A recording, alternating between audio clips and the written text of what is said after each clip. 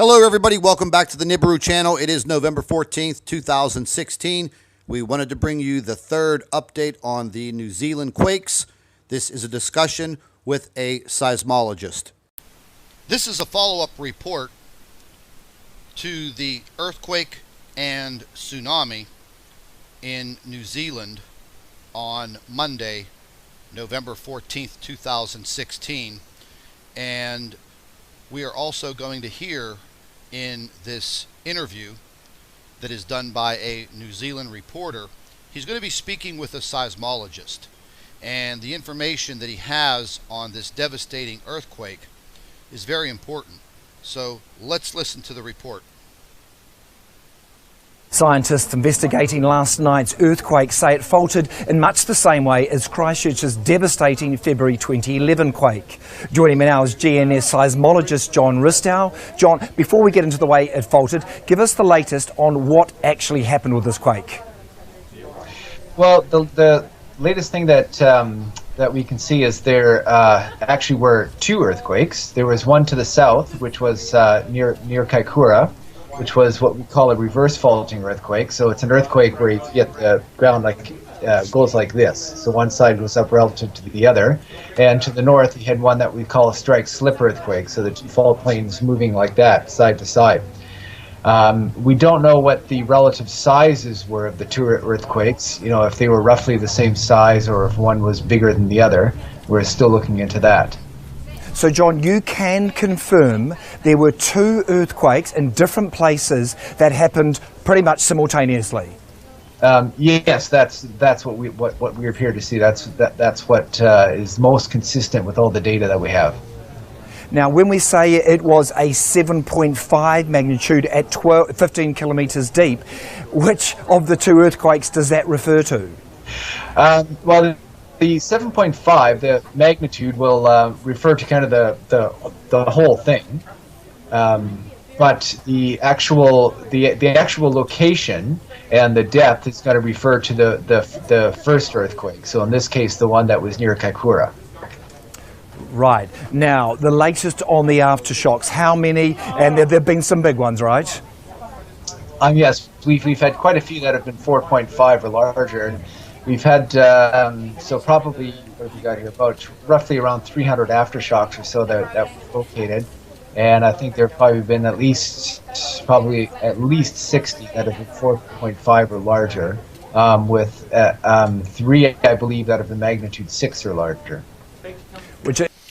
So apparently New Zealand suffered two earthquakes back to back, and now they are being rocked by the aftershocks, which are very, very strong and could actually be considered earthquakes. A magnitude 6 as an aftershock is just like reliving the initial earthquake. Let's listen to more of what they have to say. In itself, is a very, very severe earthquake. Now, this one was 7.5. If we go back to 2010, September the 4th, that's when Christchurch experienced the first earthquake, 7.1. Can you give us an idea of how much stronger a 7.5 is compared to a 7.1? Well, if the easy rule of thumb is that for every 0.2 you go up in magnitude, you roughly about double the size of an earthquake. So a 7.3 is about twice the size of a 7.1, and a 7.5 about twice the size of a 7.3. So you'd have to go 2 times 2, so 4 times larger. A 7.5 is about 4 times larger. So the earthquake or earthquakes that we saw happen last night at 2 minutes past midnight, these were 2, 3, 4 times as powerful as the strongest earthquake that hit Christchurch. Yes, exactly. So the Darfield earthquake, the September 2010 earthquake, there the fault rupture was roughly about 30 kilometers long. So this one would be about 4 times that long. Extraordinary. Right, now, can we move on to the movement of the Earth again? Obviously, this is all connected to that alpine fault and the subduction zones and whatnot. Explain to us how this earthquake happened, its similarities with the Christchurch ones. Well, all earthquakes in New Zealand ultimately are related to the fact that New Zealand sits right on top of the plate boundary between the Pacific Plate and the Australian Plate. So the Australian Plate's to the west, Pacific Plate to the east. These plates are crashing into one another and also sliding past one another at the same time. And so the Christchurch earthquakes, the Canterbury earthquakes, actually were located a little distance away from that plate boundary, but this one is located much closer to the plate boundary. We're still investigating as to whether some of it might have actually occurred right on that plate boundary. And this time it wasn't the two plates slipping up and down, was it? There was thrust upwards, is that correct?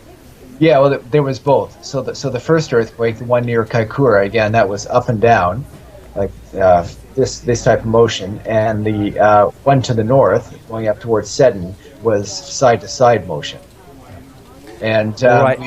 we've had our some people from our landslide team. You know, they've already gone down and they've flown over the area, and they've actually seen surface ruptures. And to the south, they've actually seen the surface rupture basically going pretty much straight up and down.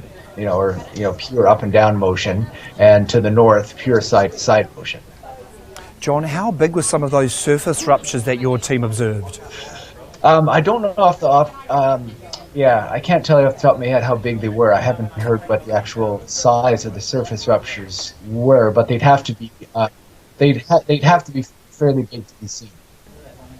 Well, they'd be so in terms of length, they could be several kilometers long. Yep. And as far as the actual displacement, the amount of up and down or side-to-side motion, probably on the order of meters.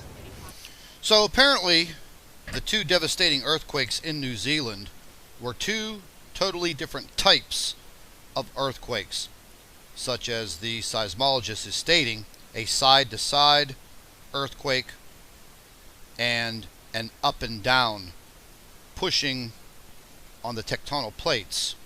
Let's listen more to what he has to say. Okay, now we can't predict earthquakes, but we can, through history, learn of the pattern of aftershocks. What do you expect to see from this point going forward? Well, the most likely scenario that a typical aftershock sequence is that the largest aftershock is roughly about a magnitude unit smaller than the main shock, and I think we've already had an aftershock that was about 6.5. 6.5. So we've had that one that's about a magnitude unit smaller, and then you usually get about 10 times that many that are another magnitude unit smaller, so around the 5.5 range, and so on. So I think at the moment everything's sort of playing out like a typical aftershock sequence. However, there is still a strong likelihood, or a strong possibility that there could be another earthquake roughly of similar size near this one. That's something that we can't rule out yet, and the probabilities for that are still, I think, fairly high. So they are actually calling for, or predicting, or forecasting, whatever word salad you want to use on this. They're basically saying that New Zealand should definitely prepare and watch out, because there is an imminent threat of another magnitude 7 or greater earthquake. Let's listen more. Roughly 20% or so in the next week, something like that. All right, John Ristow, we'll let you get back to analysing the data coming in, and we will cross back to you if any of these large aftershocks do in fact hit. Thank you so much. Well, there you go, ladies and gentlemen. That gives you a detailed analysis from a seismologist of what actually happened in New Zealand. My thoughts are that within the next 24 to 48 hours, they may be under the gun again with a much stronger earthquake or something similar to what occurred on Monday, November 14th, 2016. I'd like to thank all of our Nibiru watchers. You guys do a fantastic job. We'd also like to thank you for your loyal subscribership. You can continue to email your photographs and your video to NibiruPlanetX2016@gmail.com. And don't forget to share our videos with your friends and family members on Facebook. and subscribe to the Nibiru channel for all of our current updates. And like I always say, keep an eye in the sky.